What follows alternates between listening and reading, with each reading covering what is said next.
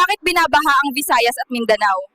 Dahil sa sobrang lakas ng ulan at walang flood control siguro. Bakit naman binabaha ang mga taga Manila? Dahil sa Dolomite Beach.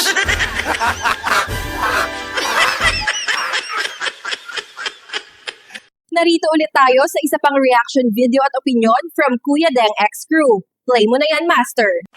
Alright mga kapatid, ayoko muna sa Earn. Ay. Nakakainis lang dyan kasi sa Pilipinas pa lang, Visayas, salamat sa intro ha, grabe, ang tindi ng intro nyo. The best yan, no? Pagdating sa Maynila, kung bakit bumabaha, Dolomite Beach. Nako mga kapatid, ang ating gagawa ng reaction video ngayon ay galing po sa Balitang Pinoy TV. Mga kapatid, ito ang title. Ito na karma na. Just now, breaking news. Bobby kumanta again. Sino bang Bobby yan? Wala nang takas si Kokak dito. Kokak. Ang tundo ng pangalan. Sino ba yung Kokak na yan? Alamin ho natin dyan. Kaya kung ready na kayo, simulan na po natin ito. Fiverr ni Juan, pasok! Kung gusto nyo naman ng mura na at mabilis na internet, nandito na ang Fiverr ni Juan. Salamat, Maaasahan, Fiverr ni Juan. Kaya tawag na. Baka meron na sa inyong lugar ang Fiverr ni Juan. I-play na natin! Ito, meron daw nagpadala sa kanya. Ito. Sabi niya dito sa caption, I receive a via Viber this photo of a Beverly Hills police record Hoy! survivors reporting on Mr. Tantocos' death and person who were with Hoy. him when police arrived. Noon Ngayon? dumating yung police, eto yung mga tao. Okay. Lisa Areneta Marcos was one. Ha! Oh, nandiyan dyan naman pala eh. Oh, report yan ha, report. Tuloy tayo. I also check if there was such a record supervisor. There is. The palace spokesperson who denied this should explain. Naku po, Nako. ayan oh. Nako. One clear plastic bag containing a white powdery substance. Tigabil eh. Three use naku po, tatlo. Sino yun? Sino yung tatlo? Apat lang yung kasama dun. 3 user. Tama ba? OMG. Narito ang Balitang Pinoy Balitang TV. Pinoy TV, maraming salamat po sa iyong presentasyon. Magandang araw sa inyo lahat. Ako po si Banat Bay. Naku po. Tumakas na kaya papuntang Jamaica? Aha. Naku po. Pero bago po mangyari ang mga ganyang klaseng usapan, ulitin lang po natin ha mga kababayan, baka naman pwede mag-subscribe na po kayo kasi sa mga nanonood, 52% hindi nakasubscribe. Oo. Pero alam nyo ha, nakita ko yung statistics ha, medyo umaangat na po ito. Wow. Marami na po ang nanonood na nakasubscribe. Ay, pero salamat. kung maaari pa, yung iba pa, yung remaining na nanonood, baka naman pwede hong tayo mag-subscribe. Yes. Okay. Ito na nga, pag-usapan na po natin. Tinatanong kung ano si Tantao eh. Tinatanong si First Lady kung ano masasabi niya. Naku po, patay tayo dyan. Ito ha, papakita natin tong FB. FB ni post po ni Bobby Tiglao. Ito po yung ayan. Ito pong post ni Bobby Tiglao. Ayan, ito ayan oh. Makikita diyan. Ba't kanya may mukha dito? Ano ba to? Ito naman si nakasagwa ng mukha dito sa kanan na. Ito si Copernico Villaruel oh. Sandali, tago muna natin. Nadidistract ako sa kapa. Ito, meron daw nagpadala sa kanya. Ito. Sabi niya dito sa caption, I receive a via Viber this photo of a Beverly Hills police record survivors reporting on Mr. Tantocos' death and person who were with him when police arrived. Noon dumating yung police, ito yung mga tao. Lisa Areneta Marcos was one. I also... Ha! Nako. check if there was such a record supervisor. There is. The palace spokesperson who denied this should explain. Naku po, ayan oh. Di ba sinabi na rin ho yan ni BP Sara?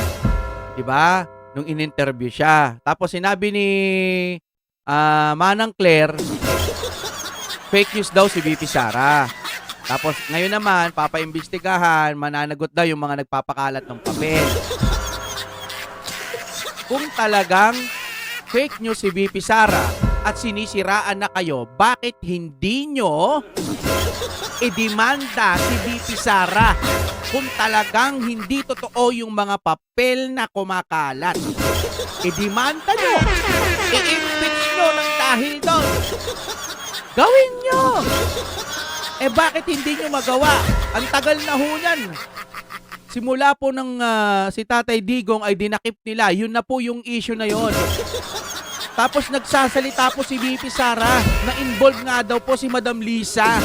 Ba't hindi nyo idemanda, isama nyo? Di ba naghahanap kayo ng mga ebidensya para lang po mapagurgur nyo si VP Sara?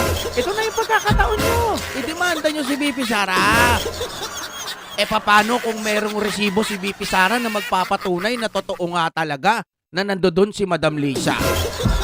Paano? Anong gagawin nyo? Yari kayo. Kaya siguro, hindi nyo madimanda. Hindi kayo makagawa-gawa ng paraan. At sa akin pananaw lang, di ba, init na init kayo kay VP Sara? Bakit hindi nyo maidemanda sa ganung pagkakataon? Yun lang ang akin dyan. Tuloy tayo. Tulad dyan, sa baba. Didistract talaga ako dito sa pagmumukha nito. Nakasulat dyan, oh. Officers entered room and observe hotel security performing chest compressions. Ibig sabihin, yung hotel security daw ay binubumba yung chest, yung ginaganon, yung first aid. So ito ulitin lang natin natagpuan daw po doon kasama daw si Madam Lisa. Sinabi dito hindi ako nagsabi. Nandiyan dyan yung papel. Ito bang papel na to, itong report na to, kalokohan? Kung kalokohan yan, umaksyon na kayo. Yun lang ang masasabi ko dyan. Pero ba't hanggang ngayon, hindi nyo ma-aksyon-aksyon? Bakit kaya? Comment kayo dyan, mga kapatid, On an unconscious male subject. Officer took over with life-saving measures. Ibig sabihin, tumulong daw yung officer, yung police. And subject was pronounced deceased at 12:05 hours by paramedic. And the cause is initially suspected to be drug overdose. Okay. White powder suspected to be cocaine was seen scattered on tables and the floor. Naku po. Wow. So, nung mga time na yun, nagse-session sila, no? Napadami yung singhot ni Kuya. Tapos, nabawian ng buhay. Hindi natin alam kung sino ang nagpilit.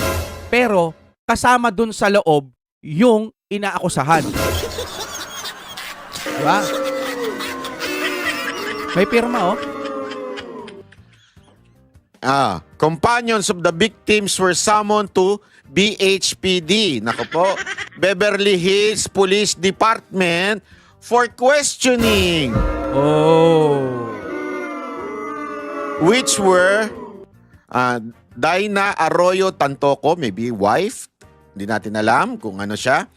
Lisa Araneta Marcos, naku po. And Alexa Miro. Etong si Alexa Miro, ito yung siguro ito yung sinasabi nila na pink na guhit. Ito ata yung sinasabi yung pink na guhit na hindi daw yun totoo. Ito ata yun napapabalita, allegedly, na may lumabas na news na yan na ito daw si Alexa Miro ay girlfriend ni Congressman Sandro, yung anak nila ni Lisa Marcos. Hindi natin alam kung totoo yun, alleged lang po yun. Pero ang malinaw dito sa dokumentaryo na ito ay naandun si Lisa Marcos. Again, for clarification, this document was posted by Bobby Tiglao. Meaning, Bobby Tiglao. Siya po ang nag-post, hindi po ako. At ibinabalita lamang po natin. Okay. Sabi pa nga dito sa baba, if you should have any question, please feel free, contact me. Sincerely. Donna Corsey, batch siguro to 826. So, ibig sabihin, pwede nyo akong kontakin kung may tanong kayo, kung totoo o hindi. Legit nga ba talaga yan? Yan. Meron siyang papel, di ba? May pirma, may contact, no? Record supervisor. Ito po siya. Beverly Hills Police Department. Si Donna Kersey. Oh, yan. Kersey o Kersey? I don't know how to pronounce your name. I'm sorry, madam. But ayan po yon. So malinaw po mga kababayan, ito po yung ni-report ni Bobby Tiglao. Okay. Ayan, okay? So para lamang po makita natin. Oh, ayan ha. At tayo naman dito mga kapatid, nagre-reaction video tayo sa nakikita natin. So ayan po yung pinost niya. At ito po yung sinasabi, look, the official website of Singaporean Grand Prix released photos from Saturday race event including photo of Ferdinand Marcos Jr.'s son and Ilocos Norte Representative Sandro Marcos with actress Alexa Miro. Ngayon, ang tanong, yan po ba ay Fake. mapapasinungalingan? Kasi, di ba, tandaan ninyo, si VP Sara Duterte, sinabi na to. Etong part na to, ni-report niya na. Sinabi niya ito. Di ba? Tapos, sabi ni Aling Claire, fake news daw. Pero ngayon, lumabas talaga, it was an overdose. So, ayan po yun, ha? So, ibig sabihin, mga kababayan, meron pong dokumento. Lagat! Oh. Ang tanong nga dito, bakit hindi man lang sila nagsasalita? They can deny. Di ba? They can deny. Oo. Pero bakit tila walang nagde-deny? Bakit si Auntie Claire yung pinagsasalita ninyo?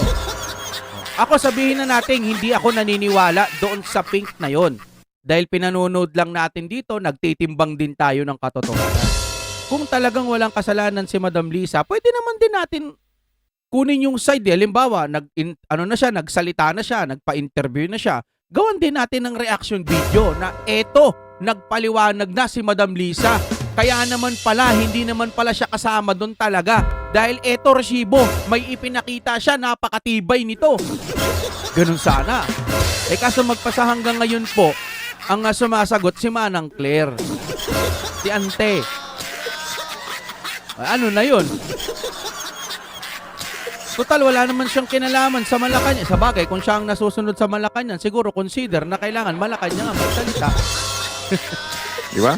Mukhang walang salita. Hindi po pwedeng, again kalokohan po yung sinasabi ni PCO Dave Gomez na PCO Secretary Dave Gomez na ito'y pribado. Hindi ho ito'y pribado. Para sa akin kasi pribado dahil hindi naman kasi presidente yan. Kaso First Lady, siya naman lahat. Minsan kasama naman siya. No? So sinasabi ni Sir Banat Bay, eto hindi pribado. Total, kasama ka ng presidente, bla bla bla. Kung ginamit nyo pa yung pera ng Malacanang, taong bayan para lang papunta doon, etc. Kung pera ng bayan, dapat talaga magpaliwanag kayo kung anong ginagawa nyo that time. Namatay yung tao at naandoon si Lisa Marcos.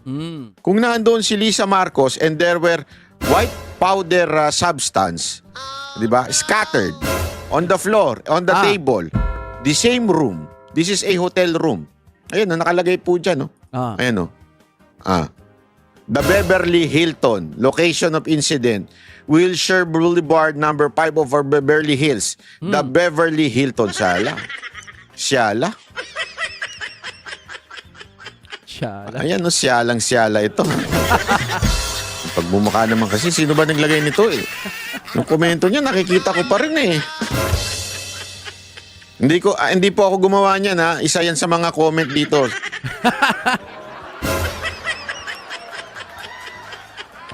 Alam niyo po, meron din pong pinost si Bobby Tiglao na pwede niyo rin nung tignan. Pwede kayong makahingi ng dokumento. Okay? Maaari po kayo makahingi ng dokumento doon, parang may babayaran lang ata kayo Alam ko sa tingin ko lang hindi yan lang maglalabas ng ganyan kung magsisiraan lang. Sisirain niya lang yung First Lady. Sa tingin ko hindi Kasi kumo-connect po yung mga salita ng mga iba't ibang tao gaya po ni Cathy Binag. Binay ba yun? Cathy Binag pala, sorry. Cathy B, di ba? Na nagsabi daw si Madam Lisa ng U1. Sabi niya yun kwento niya yun. Pero bakit tahimik sila Madam Lisa para dapat inano na nila to sila Madam Lisa, dapat umaksyon na sila. na cyber libel o libel yung ginagawa mo, paninira yung ginagawa mo. Pero bakit tahimik lang sila? Nung nagsalita po si Ma'am Cathy B, ang naririnig ko lang kay Ma'am Cathy B, binabantaan sila. Bakit hindi na lang po kasuhan kung talagang naninira yon?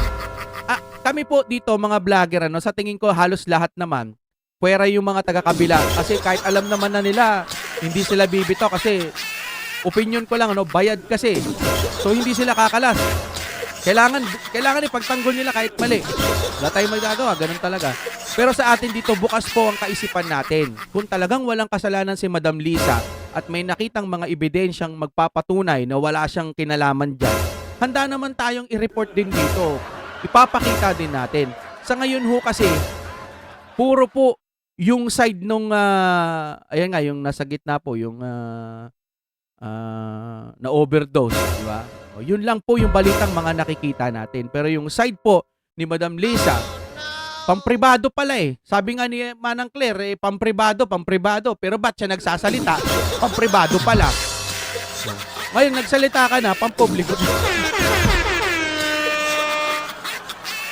Magpaliwanag, yun lang sa atin, di ba? Magpaliwanag ka, ipakita mo talagang totoong wala kang kasalanan. Yun lang naman eh. Handa nating i-report. Pero kung wala, tatay-tahimik, yun lang. Kaya tuloy inaabangan lalo ng mga tao. Lalo na nung mga time na wala siya, hindi siya nakikita, no? Siguro, baka busy siya. Yung mga tao tuloy tinitignan yung mga post, minsan edit daw, ganito raw, di ba? Iba-iba. Kaya, nagtatanong yung taong bayan, uhaw. At saka kapag sinabi magpa-hair follicle test para mapanatag ang mga mamamayang Pilipino, bakit hindi nyo gawin? Para naman din sa ikabubuti nyo yung sinasabi ng taong bayan na magpa-hair follicle test. Kasi pag napatunayan doon na hindi talaga kayo gumagamit, di pahiya po ang administrasyon ng mga nagsasabi sa inyo na kayo ay sumisinghot o hindi naman kayo kung ano-ano mga pinagbibintang nila sa inyo. Mawawala lahat yun. Lalo na kung ang magtitest sa inyo, yung mga lalo kakilala nila BP Sara. Sa sarili mo, alam mo hindi ka gumagamit eh. O sige, ipapakita ko na sa taong bayan para naman mawala yung agam-agam nila. Bakit hindi? Wala namang mawawala sa'yo, di ba? Simple lang yun. Pero magpasa hanggang ngayon, parang takot na takot silang magpatest. Pag sinabing magpatest, feeling nila, kinakalaban na sila. Hindi nga eh.